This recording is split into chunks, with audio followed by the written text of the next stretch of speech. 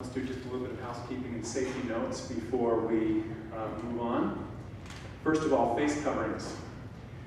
Face coverings are required by State Health Department for all students, employees, and guests at the school. There are many exceptions, including recess, lunch, medical exceptions, athletics, PE, which are all held in large spaces like this one, outdoors as well. In this setting today, as we'll be together, we're asking you to please keep your face coverings on unless you are the speaker or one of the exceptions applies to you. We know that there are important reasons for most of us to be in face coverings and also important reasons for some of us not to be.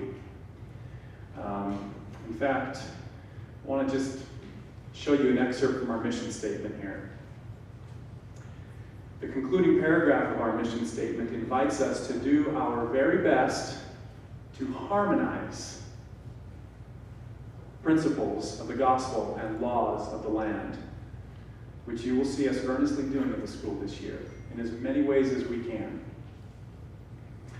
All right, other safety protocols. We are going to be following physical distancing protocols today and this year at school as much as we can. Hand washing and sanitizing routines.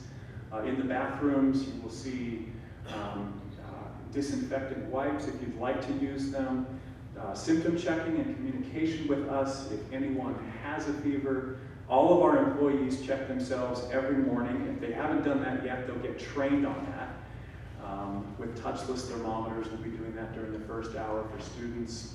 There are exemptions there too. If a parent chooses to do that at home and doesn't want that done at school, that's fine. This is going to be a safe place and welcome place for everyone. And Stewardship Minute is going to be a huge part of our safety plan, and we're going to do it today.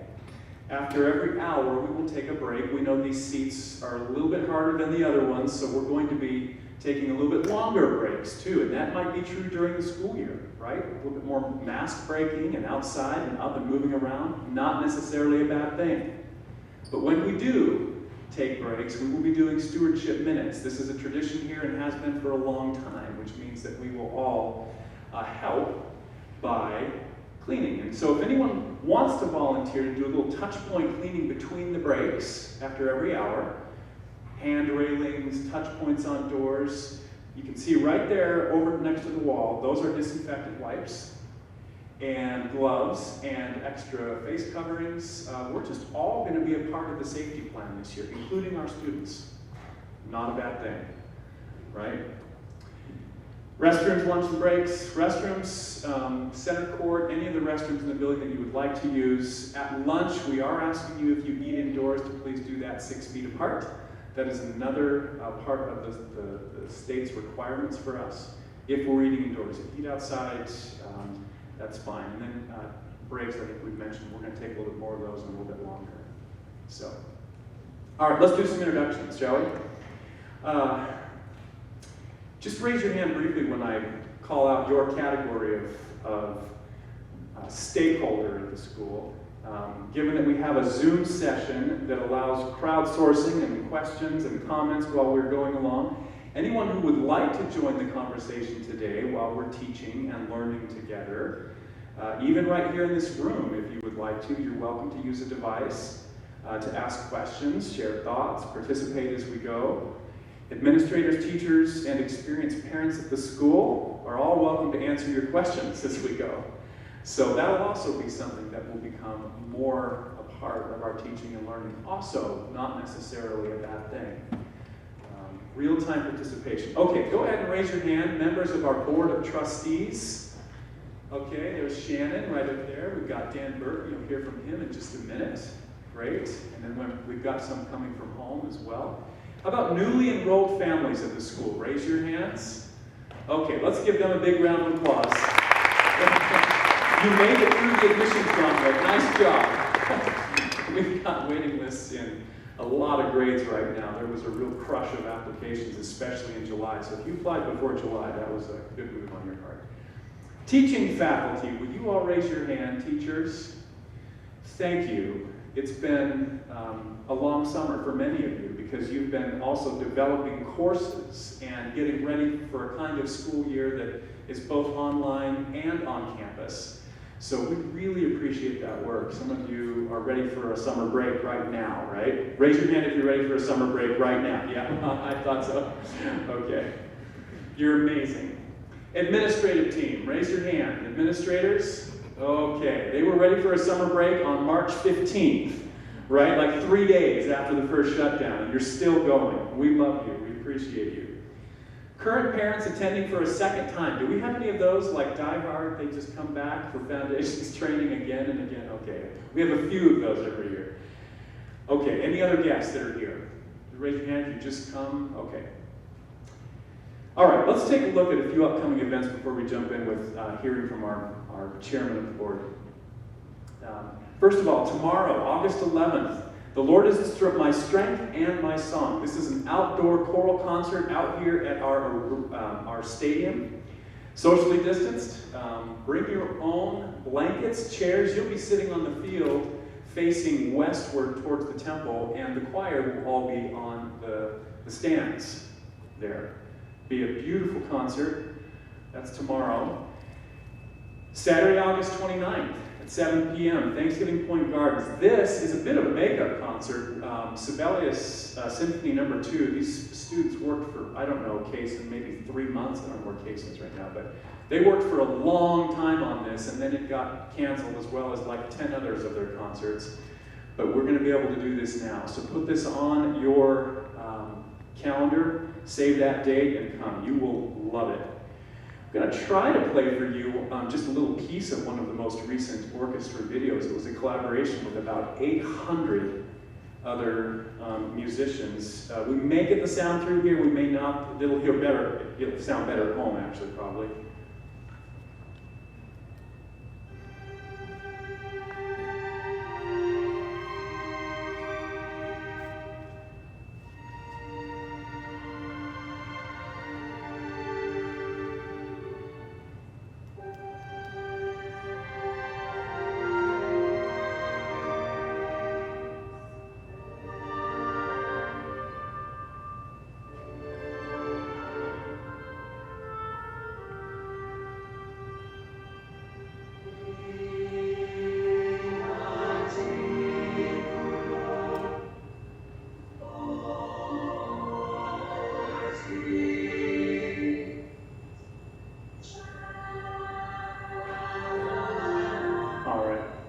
Move on.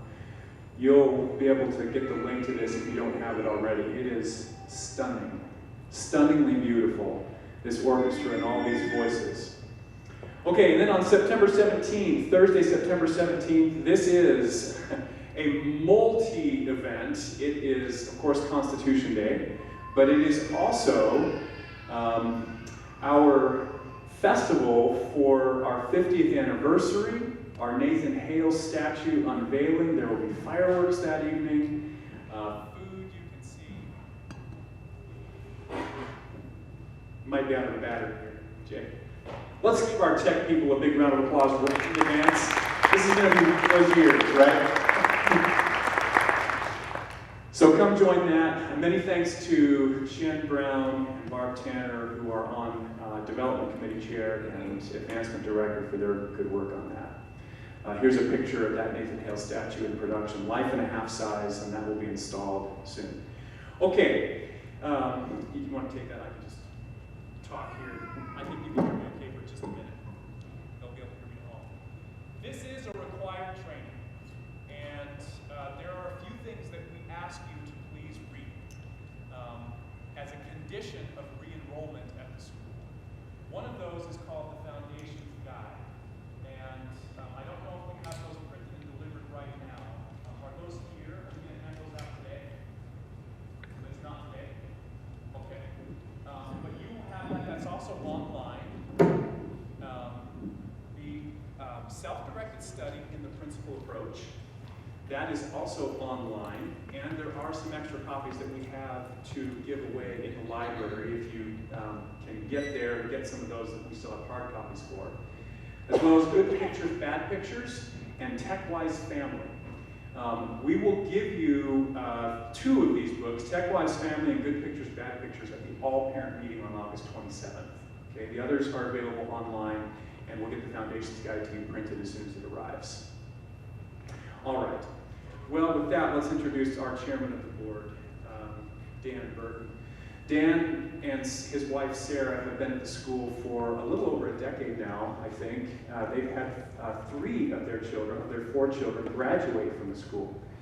And they've got an 11th grader here still. We're so glad. We wish he was in 2nd grade or kindergarten to keep your family here even longer. This is Dan's 2nd term as chairman of the board. Our chairman served typically a 3-year term, and Dan did that from about 2012 to about 2015, I think. And then he was re-elected as chairman of the board just this past spring. He is the the chief executive officer of Health Catalyst, and someone who has our mission and culture just deeply in his DNA and his family's. And so, without further ado, let's introduce and give a round or a warm welcome of applause to Dan Burton.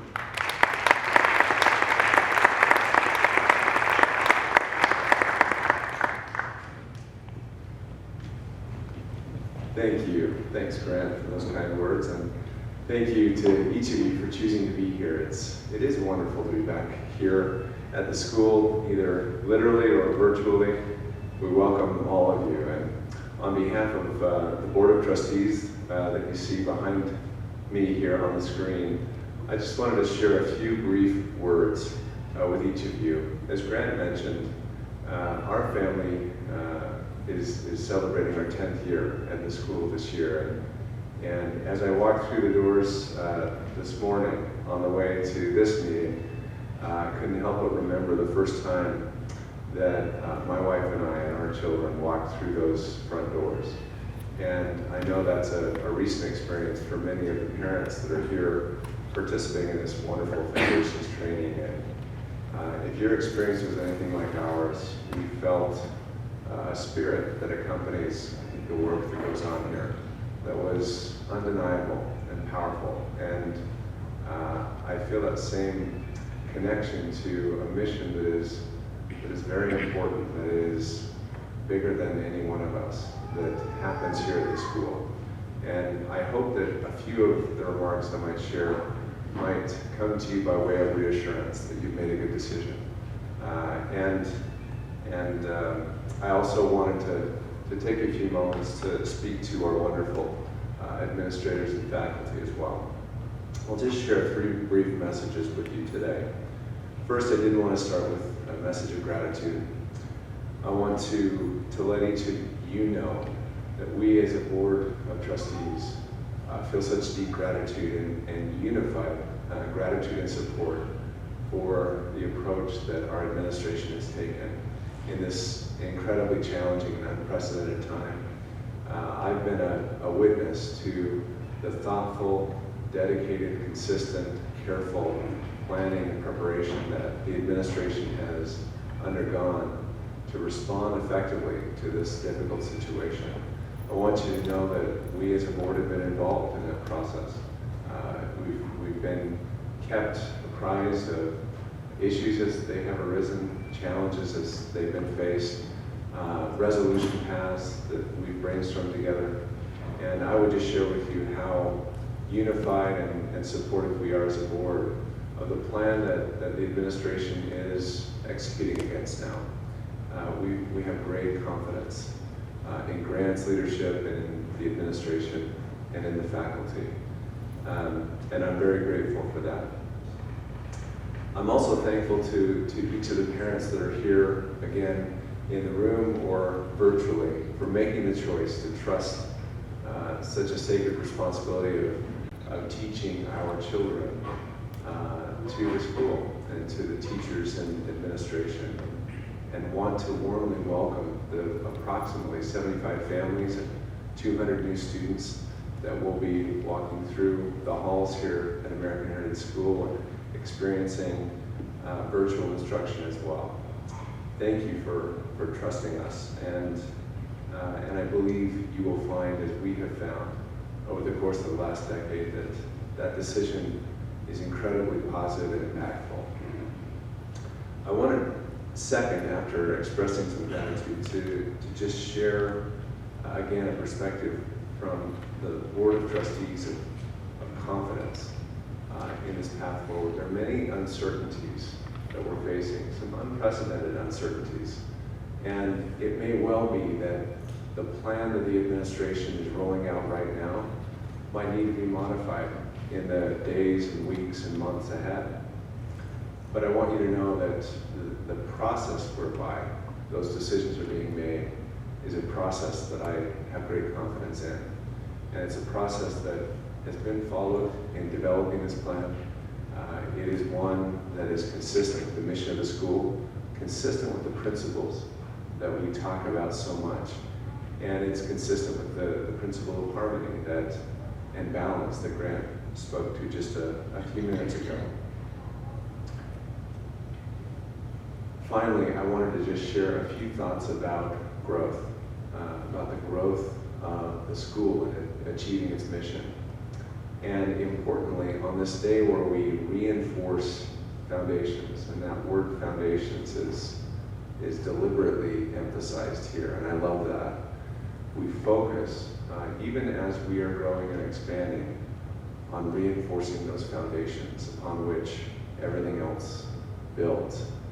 And when we think about growth, when we talk about growth, as a board of trustees, and the administration talks about the expansion of the school, I want you all to know it's always in the context of careful growth, of thoughtful growth, and growth while also simplifying and reducing.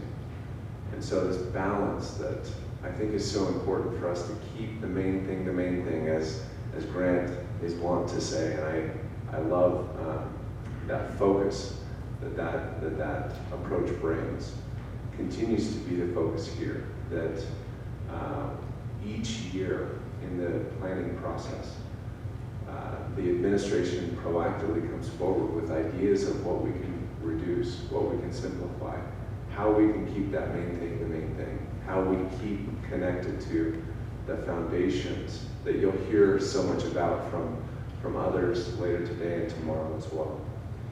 So let me end where I began, just with an expression of gratitude.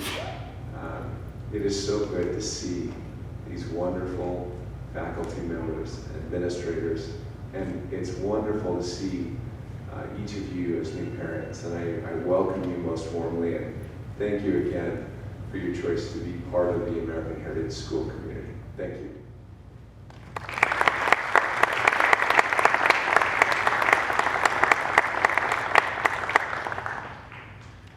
We'll excuse Dan at some point. He needs to get going here, but we sure appreciate his making time for us this morning.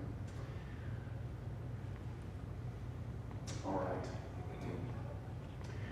Well, just with the few minutes that we have left before the top of the hour, I would like to share with you some thoughts about vision and strategy.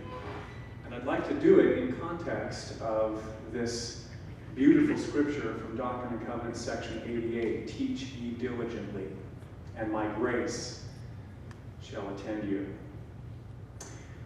Each week, I speak with heads of school and principals, private and public, in Utah and around the country.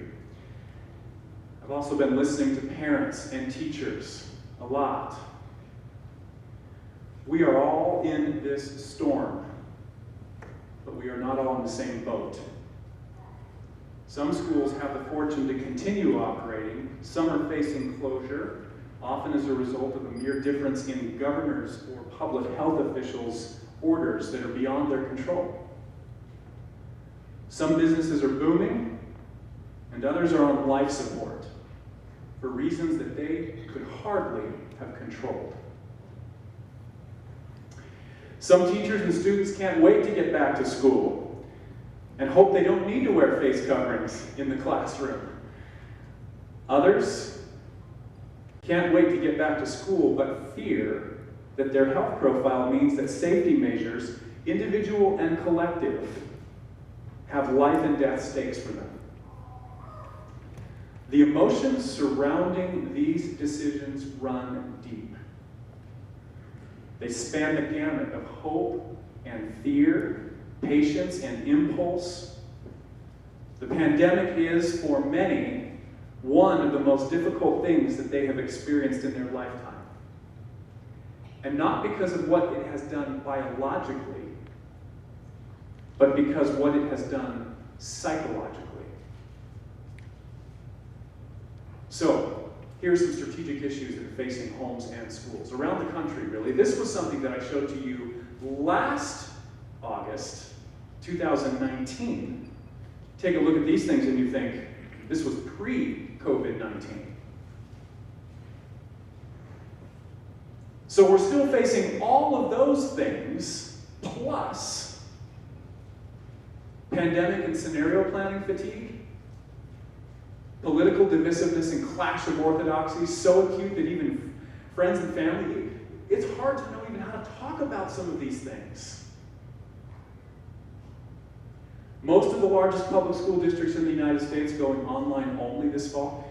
Within about 15 minutes of the LA Unified and San Diego Unified school districts' decisions to close for fall on-campus instruction, our phone started ringing in our admissions office, and we had Latter-day Saint families in California saying, we're thinking about moving to Utah County, do you have any seats available? That's how fast and maybe desperate, you might say, things are moving right now. Return of widespread latchkey kids.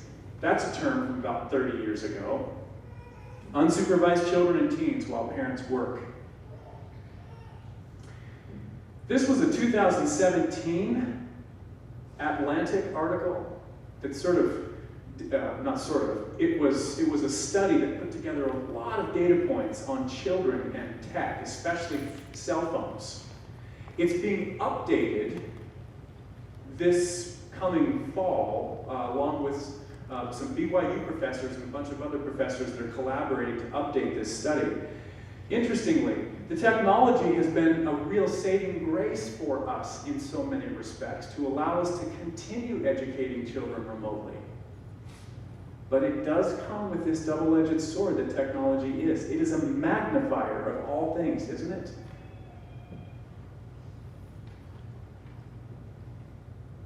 The rise of zootering and pandemic pods, have you heard these words yet? Zootering is Zoom tutoring. Okay? I mean, there are parents that are just desperate to find some way to keep their children going, and they don't have an organized school community or the resources like this to do it. And so zootering is about all they have. Pandemic pods, groups of parents who are unhappy with their education alternatives and they're coming together in small homeschool co-op settings to try to keep their children moving along and learning. Many schools and programs experiencing false starts. Schools started as late as July, or as early as July, I should say, and they're still starting. Some that are not taking, or I shouldn't say they're not taking safety seriously. They're taking safety very seriously, but the virus sometimes just is something that they can't control, and they then need to close. Or they think they're ready to open, and it's not working the way they thought, and they need to close. And private schools are not immune. National Association of Independent Schools reporting that 1,600, which is about 50% of its total member schools in the United States, are facing significant enrollment decline this fall, including 25% in a state of critical decline, meaning existential. They may not be able to survive this year. We're very fortunate to be in a very different circumstance as a school.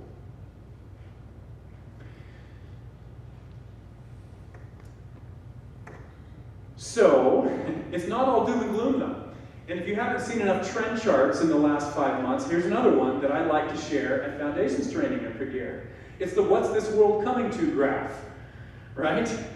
That red line, oh, the world is just deteriorating every year. That's some people's perspective. Or the yellow line, yeah, it's sort of the same every year, as long as the world's been turning. There's been some ups and some downs, we have ours, and it's just about the same as it ever was. Or There's the optimistic view, the fullness of times view, that this is the best time to be alive, that this generation is the best generation. And yes, we have some of our problems, and we do go through some downturns, but our overall trajectory is positive. An amazing time to be alive. Welcome to American Heritage. This green line is our view of the world. And this difficulty, these trials that we're experiencing, are all part of some very important learning that we're doing, right? Okay, so we have a lot of heavy issues facing homes and schools. What does that mean about our priorities? How should they change? We don't change our strategic priorities every year. They've been consistent for 3 years now, or more. Institutional priorities take time to execute well. Our Board of Trustees meets this week, in fact, on Thursday. And they're going to be taking this topic on as well. But our administrative proposal, giving you a sneak peek of this, is that we make some subtle but important and timely shifts, or at least one major shift. So take a look at this. These were our strategic priorities from 2017 to last year. And we've stuck with them, and we've executed on them.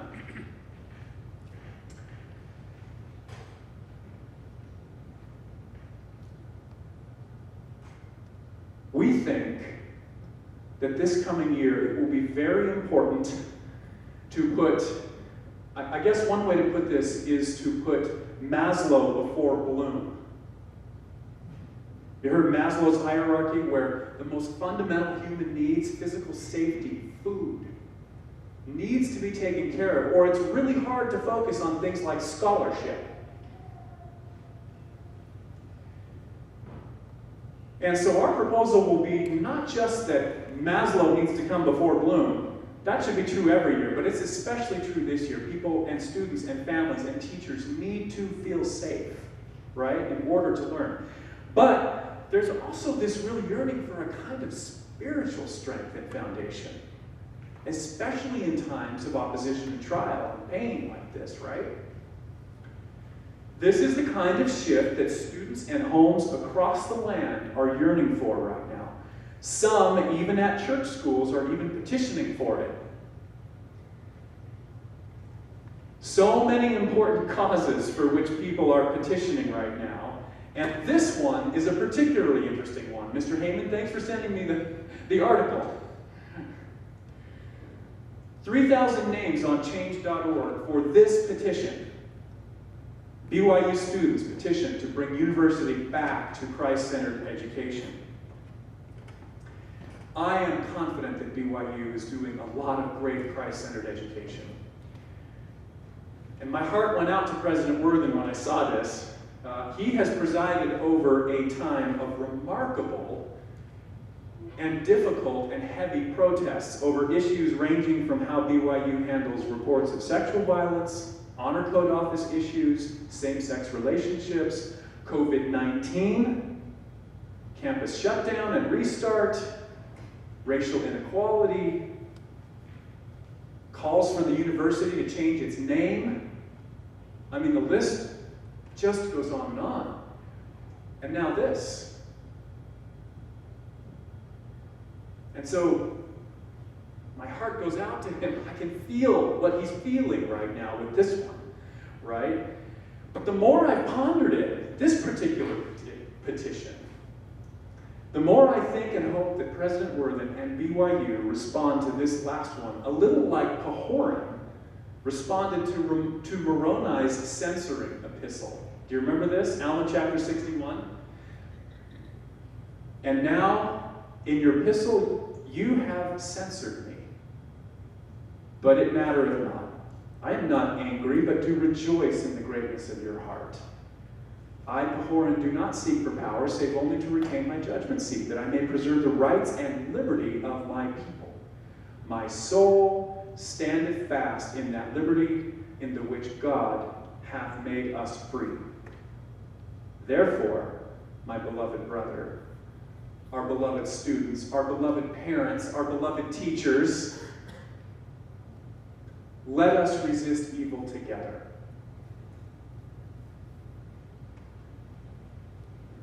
Okay.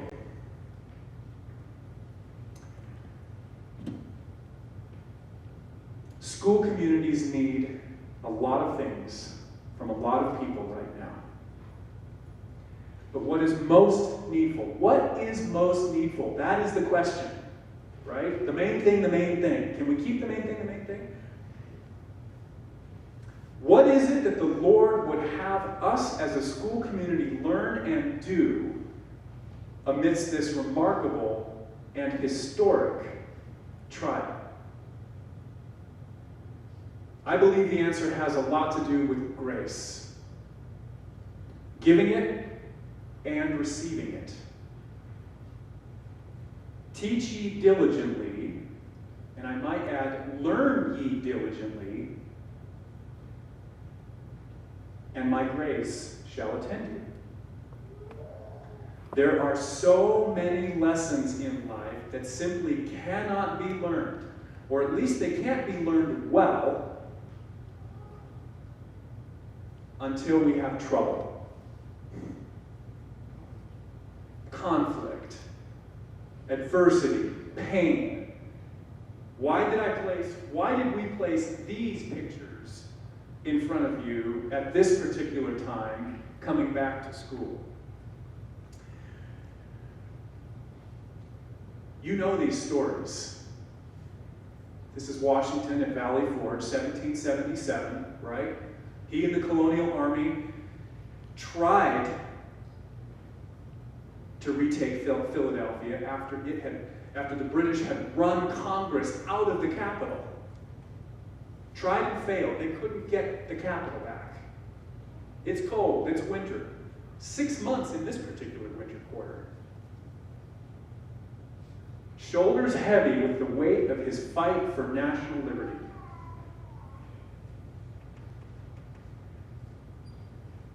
This is Drusilla Hendrix. These are all paintings that hang on the walls in our school. This is Drusilla Hendrix, Missouri, 1838, in a field after her husband was paralyzed by a bullet through the neck by a mob. And she had little children. This painting by Elspeth Young, a descendant of Brigham Young, is called A Sparrow Not Alone. The story is on the wall up there. You should read it. It's miraculous.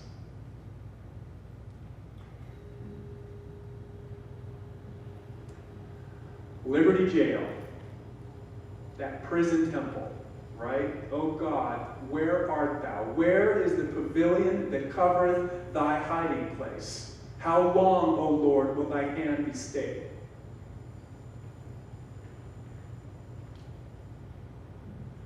Sacred Grove. And this, the boy Joseph even, right? Even as a mere boy.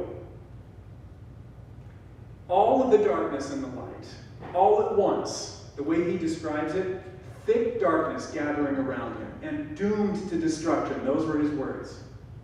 And then delivered by a pillar of light exactly over his head. This is my beloved Son. Hear him. The pain, the adversity, the gathering darkness was all part of the lesson, the deliverance. It was the teaching tool. All right. What does all this have to do with teaching diligently and grace attending us this year? Father in heaven gives us difficult questions like global health crises and poverty and immigration and human sexuality and race relations, and the list could go on. He gives us difficult questions to teach us diligently. His grace is in, through, under, and all around all of the most difficult tests in life. The real test isn't whether we will figure out the truth about the virus or face coverings being effective or ineffective in reducing risk of transmission, or whether we should or shouldn't have started school on campus or online, or whether the economy can or can't rebound without another shutdown, or whether quarantining is better than racing through this and getting to herd immunity as fast as we can, we'll find answers to all of those questions, sure enough, in time. And we do need to seek those truths. We do need to seek those answers. But, in the meantime, the real test, the one that I believe our Father in heaven cares most about, is how we will treat each other along the way. Will we have grace for each other? And will we allow His grace to strengthen us in our weakness, or our understanding or misunderstanding? If we can see it that way, then our troubles become blessed, and our deepest distress becomes sanctified, right? This is the fourth verse in How Firm a Foundation. When through the deep waters I call thee to go, the rivers of sorrow shall not thee o'erflow. For I will be with thee, thy troubles to bless, and sanctify to thee, and sanctify to thee, and sanctify to thee, 3 times, thy deepest distress. Interesting, beautiful, sanctifying distress. So adversity is pure teaching and learning opportunity, right? But what does diligently teaching and learning, the grace-triggering kind of teaching, what does that kind of teaching really look like? Well, let's go to the School of Prophets, and then I'll close. So the setting is Kirtland. It's December 27th of 1832. This is 2 days after the prophet Joseph and the brethren in Kirtland had been reflecting and reasoning upon African slavery on the American continent and throughout the world. 1832. This is the same part of the Doctrine and Covenants where the revelation is received, a prophecy on the Civil War. 30 years in advance, right? But we're focused now on D&C 88, which is December 27th, 1832, School of the Prophets. And what does D&C 88 say about diligently teaching and learning by the light of Christ? I think this should be a textbook for every teacher, but especially for teachers of American heritage or teachers who are teaching anywhere, that we are allowed to invite the Spirit of the Lord into our classroom and our teaching. And this applies to parents as well. This is for the home too, right? Look at verse 7. Which truth shineth? This is the light of Christ. 11 through 13. This is what quickens our understanding. Verses 38 to 50. How intelligence, wisdom, light, virtue, justice are comprehended. 63. How to seek and find truth. 67, how our whole bodies can be filled with light to comprehend all things.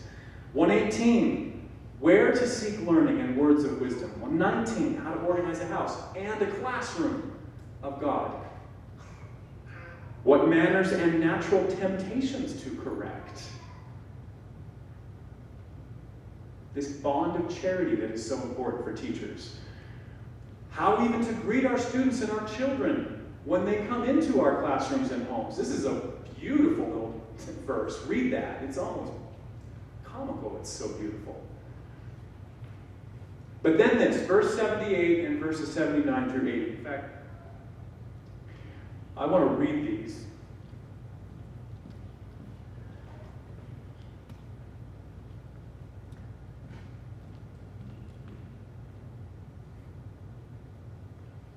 I think we have plenty of time to do this.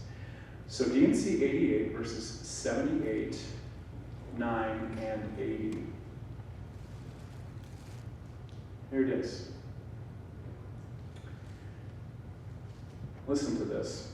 I think it speaks to us right now. Teach ye diligently, and my grace shall attend you, that ye may be instructed more perfectly.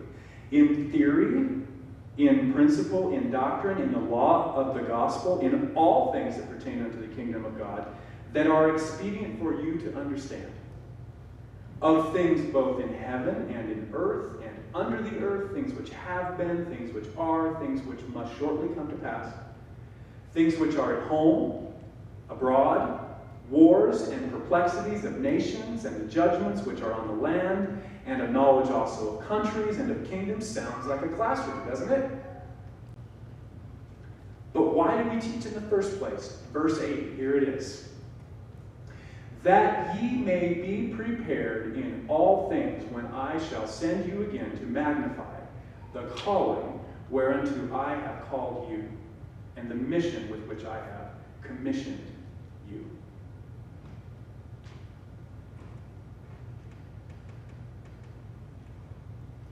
What does this kind of diligent teaching look like?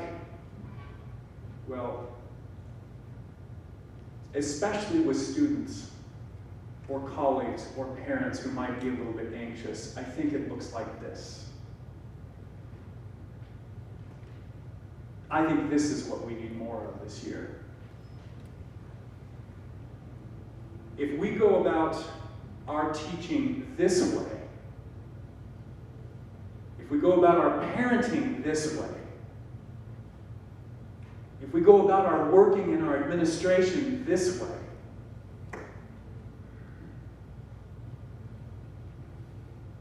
then our relationships and our teaching and our homes will bear, and our classrooms will bear much good fruit, sweet fruit, especially amidst adversity. This is a picture of an art student who graduated, and the fruit of her learning and labors returned again to a teacher and to parents at home, I'm sure. This was a gift from a student to a teacher. The sweet fruits of diligently teaching in a way that grace attends. Thank you for joining us at Foundations Training. Thank you for your courage to lean into this adversity. May the Lord bless each of us to teach and learn diligently this year, that His grace may attend us in the name of Jesus Christ. Amen.